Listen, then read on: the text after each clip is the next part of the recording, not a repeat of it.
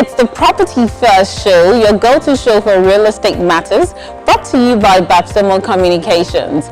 I'm Layali or Yatogun. We appreciate you all for your numerous inquiries via phone calls, text messages, and email. We urge you to keep them coming as we do our very best to answer them all. It is always great to interact with our social media followers on Facebook, Instagram, Twitter, and Google+. So if you're not yet a member of our social media community, follow us at Property First Show. Have you missed any of our previous episodes and you're interested in knowing how packed it was for you? Then search for Property First on YouTube, subscribe, like, and comment. Have you got a property for sale, let, or lease? Or are you into a property-related business? Or do you have a real estate event that you'd like us to cover?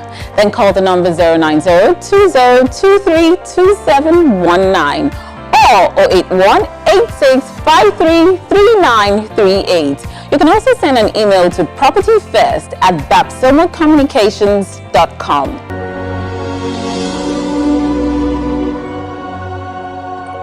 It is common knowledge that there has been a dramatic increase in the cost of building materials in the country, and it has been a source of concern for industry stakeholders.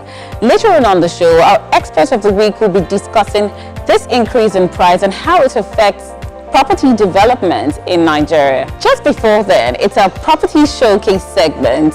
It's always about beautifully constructed buildings you can't resist. Enjoy it.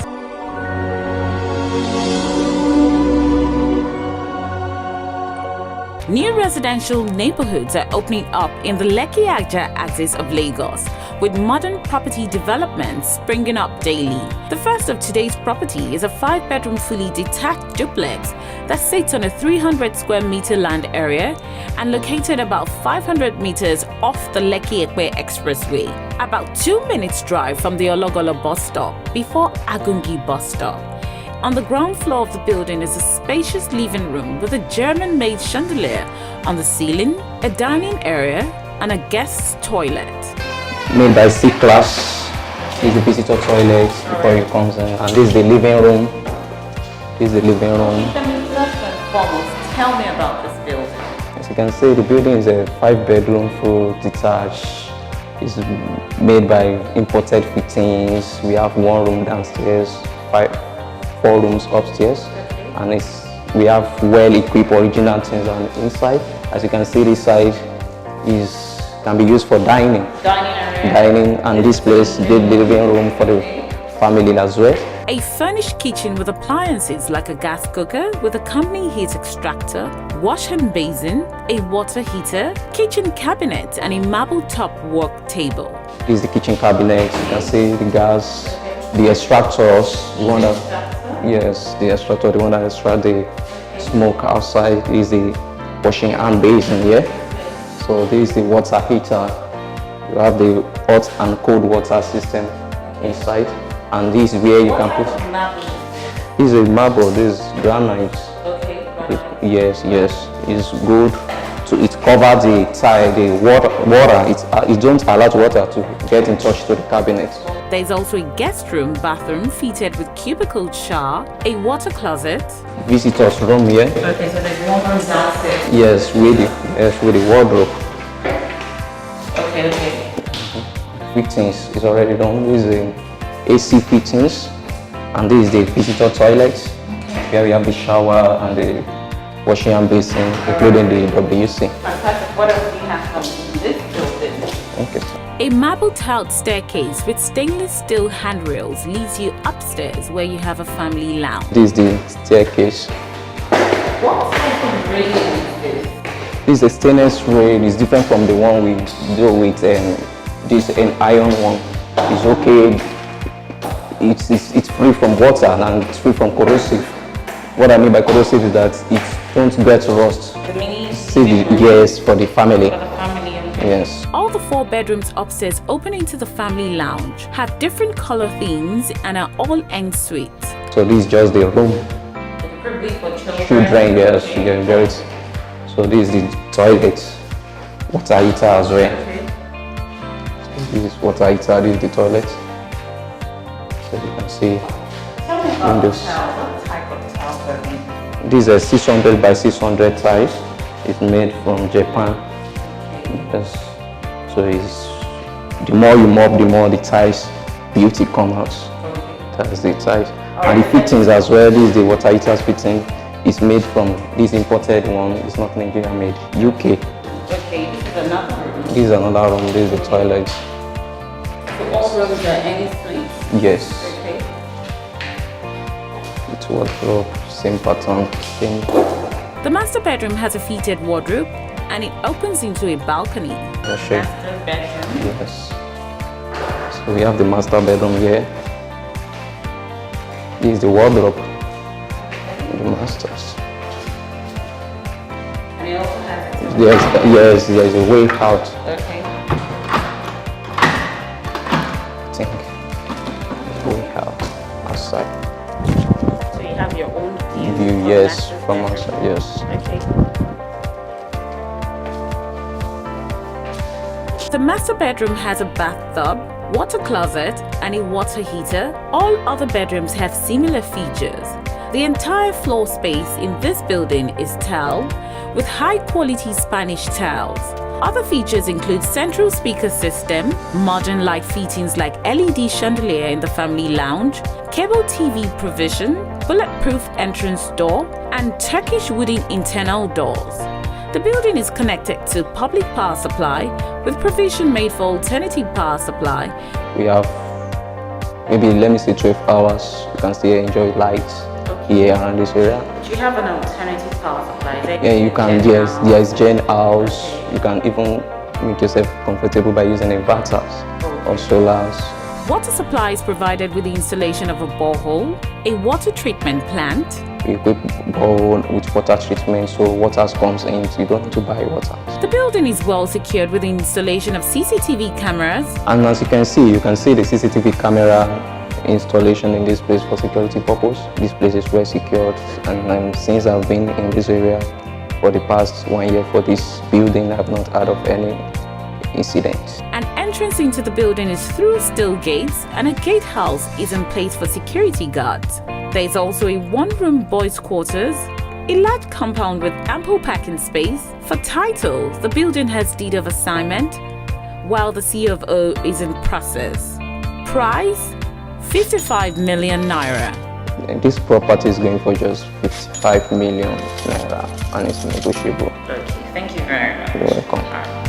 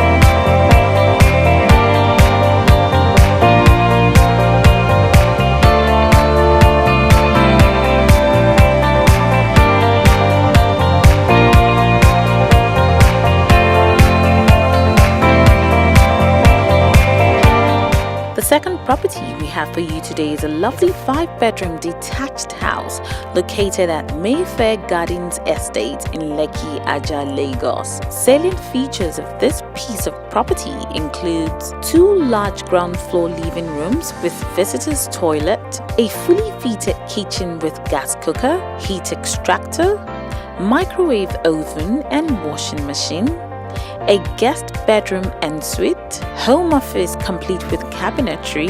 The upper floor has 4 bedrooms with a master bedroom complete with jacuzzi, bathtub, water heater, bidet.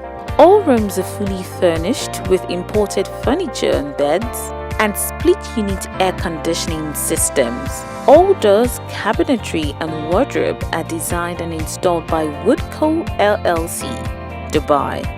The upper floor has a seating area, balcony. Within the premises is also boys' quarter, gatehouse, generator area with a 20 kVA generator installed. large compound with ample parking space, well-manicured floral plants and grasses. Adequate security is provided and complemented with a motorized entrance gate with remote controls. The house is fully furnished and can be sold with or without the furnishing. Asking price for this property is 95 million naira and is open to negotiation and part payment based on agreement.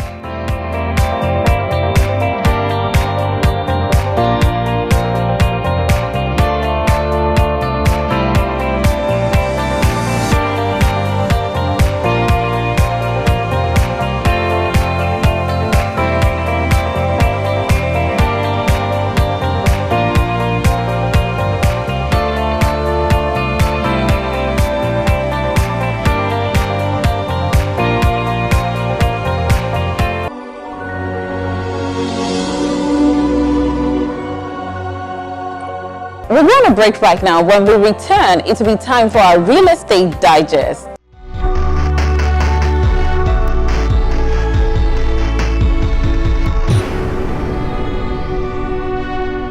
Real Estate Digest brought to you by Nightstone Properties.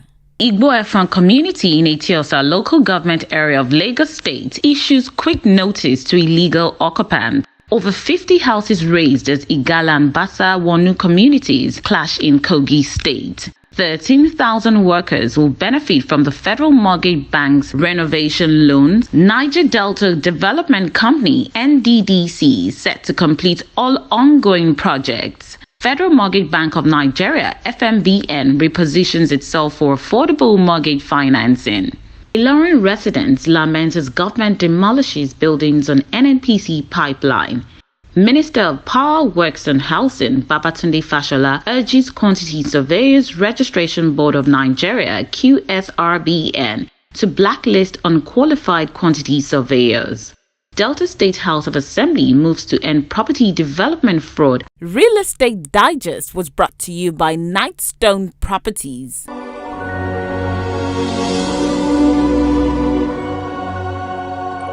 Today on our expert segments, we'll be discussing the rise in the cost of building materials, factors affecting this state of affairs, the effect on property development, and what can be done to turn things around. I have with me the head quantity surveyor of CONSIGNS Nigeria Limited, OFOREH LOTANNA. Hello, how are you doing? Hello, how are you doing? Very well, thank you. Welcome to the show. Thank you very much. Good to have you on the show. Nice to be here. Now tell us, the rising cost in building materials has been a major cause for concern to property owners. As a major player in this industry, what's your perspective and what are the reasons for this increase? I think when you look at the construction industry in general, be it the prices of materials or the construction materials or what have you, it's usually the performance of the construction industry in any country is usually closely tied to the state of the economy of that country. So picking it up from there, perhaps I'd like to say that the economic state of the country is one of the very critical factors to lay or to point out in terms of the state of the rising price of materials. And when you look at it from that perspective, from the economic perspective, you have to look at it from the state of the currency of the country, the power of the currency of the country, and then the fluctuating nature of the currency of the country. This definitely directly affects the prices of construction materials to the tune of the fact that we have the importation factor.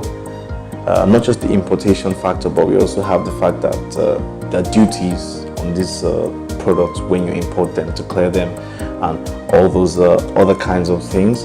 Then you look at also the slowness of vendors to respond to also these increases or decreases. Actually, it's the decreases in this case. So we all know that perhaps over the last 1 year, the value of the naira to say, let's say the dollar was say somewhere around 500, and then it reduced to somewhere around 360 now as of today.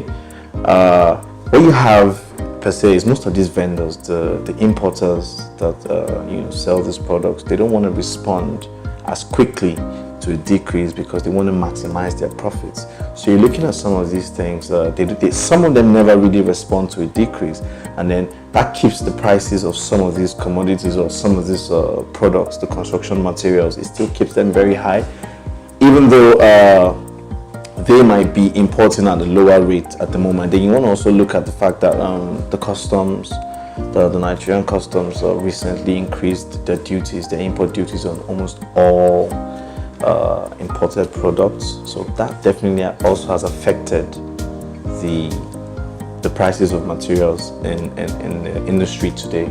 Those economic factors are very key in pointing out the reasons that prices of materials have gone up today.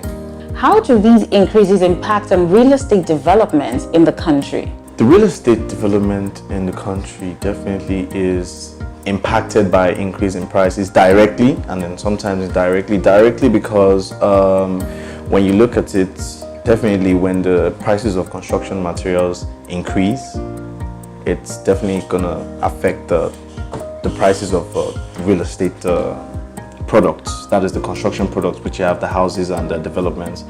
But the other way that it affects is it affects the demand, right, for these real estate developments, which in turn affects the supply. So what you have is, in essence, developers who want to keep up with the same grade, let me use the word grade here in terms of quality, who want to keep up with the same grade have to reduce the supply, right, and also the purchasing power, because at any point in time, once there's an increase in the prices of the materials and there's no corresponding increase in the purchasing power of the end users who are supposed to be buying these products or renting, that immediately reduces the purchasing power of the end users, right? If they don't have any significant increase in income to measure up with any increase in price, it reduces their purchasing power. And then when you look at it like that, it means that they can't afford to perhaps rent or buy some of the houses that they've been looking to buy or looking to own or rent. And then when you also look at it from the professional aspect, most times the different grades of products which were probably achievable in terms of quality might probably have to be, adjusted, and then lower grades might have to be adopted if and when budgets are going to be concerned. So what I'm saying in essence is there might have to be an increase in the budget, or perhaps a little bit of a downgrade in terms of quality of materials in consideration when you're constructing. How has this increase affected stakeholders in the industry, and doesn't this increase affect the general performance of the construction industry? It definitely affects the general performance, especially of the stakeholders in the construction industry. Speaking on behalf of CONSIGNS surveyors and talking about my own personal experience, what I will say is, for us as cost professionals in the industry, controlling costs becomes a little more rigid, especially controlling costs with quality in cognizance as well. So you're seeing we begin to face situations where we have a budget to work with, and that budget has already been developed based on certain quality of materials and certain specifications, and we're looking at situations where we might have to downgrade a little just to meet up with budget sometimes. And when I mean downgrade, I mean we move for products of maybe a little lesser grade, or let me just give an example. For instance, usually for imported products, we have, let me say for products like WCs now, we have products that come from Europe and we have products that come from Asia, right? So those are different grades of products, right? So the European grades of products are usually the higher grades of products, and then the Asian ones are the standard grades.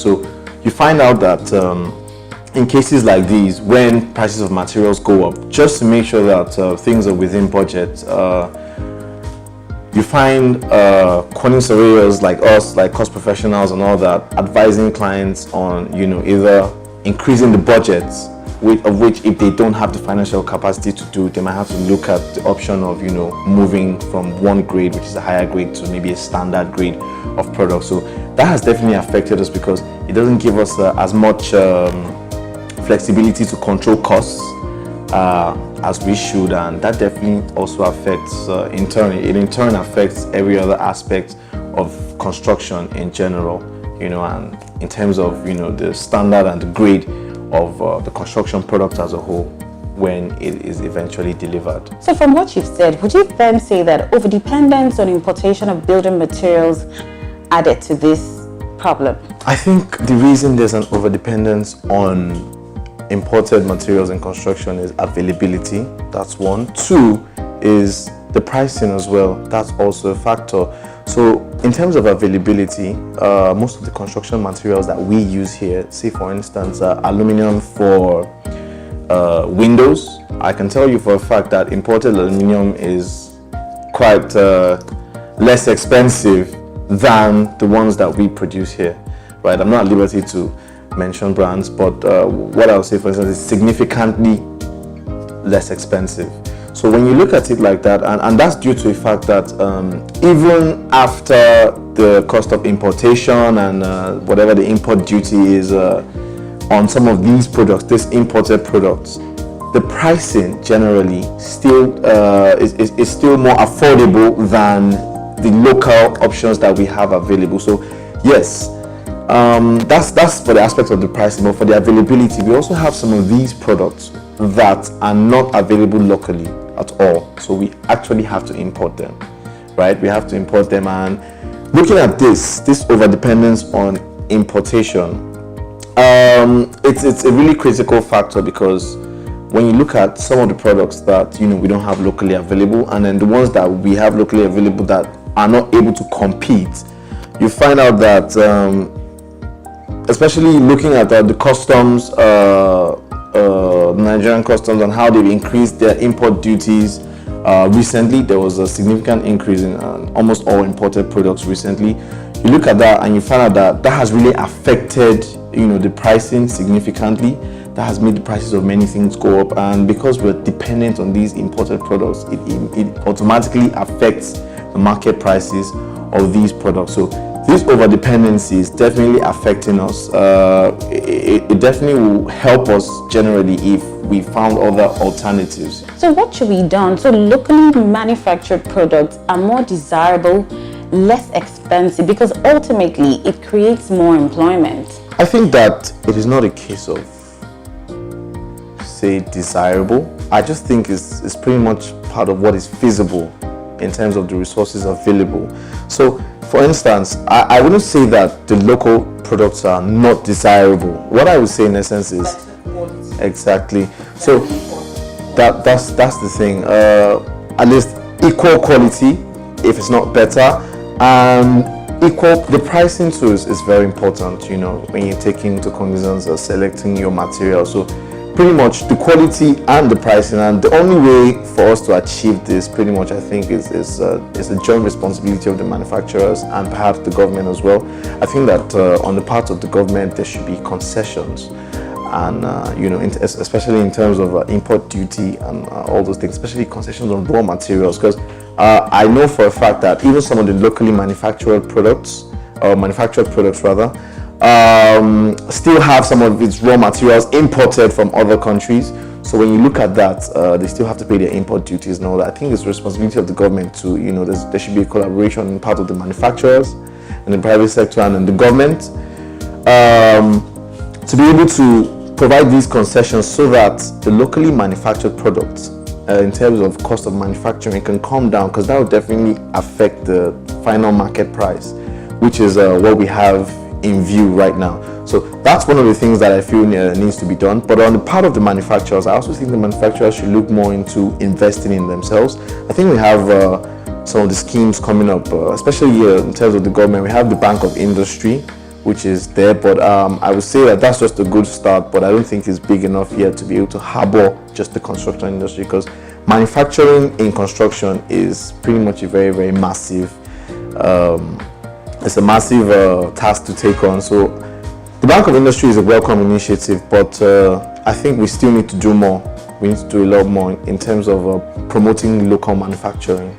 How can the building materials subsector assist in national housing development? The building subsector, to be honest, they have a limited role to play. What I can say for sure is they can be facilitators. But before they even become facilitators, some of these factors we've spoken about have to come to play.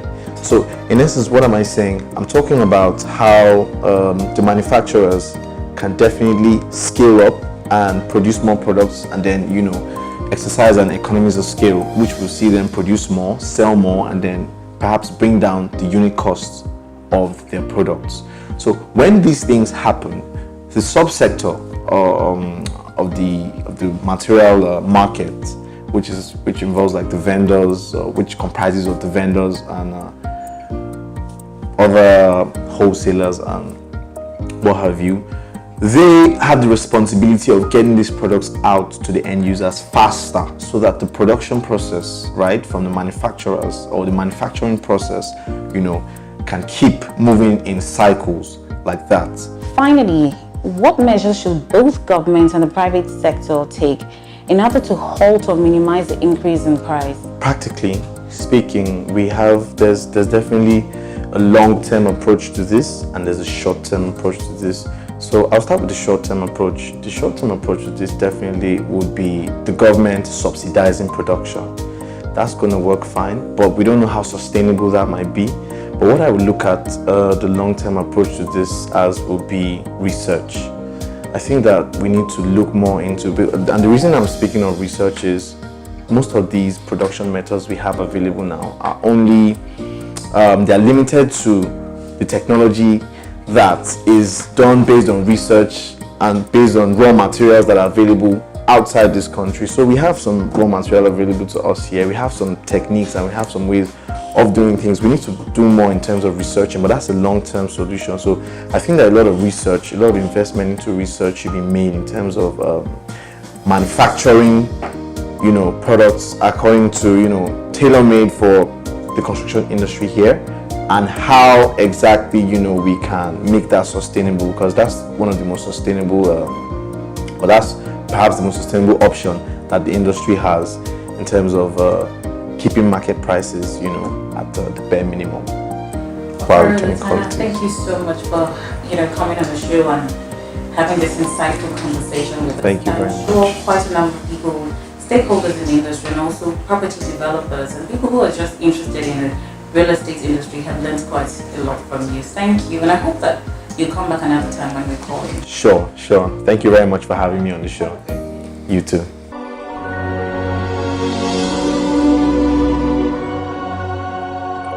It's been an amazing time on the show today, and I hope you've enjoyed it. For advert placements and inquiries, call the number 090-2023-2719 or 081-8653-3938. Let the conversation continue on all our social media platforms at Property First Show. So we meet again next week with your weekly guide in the real estate market. Remember, with Property First Show, you're covered. I'm Layali Oyatogun. Bye-bye.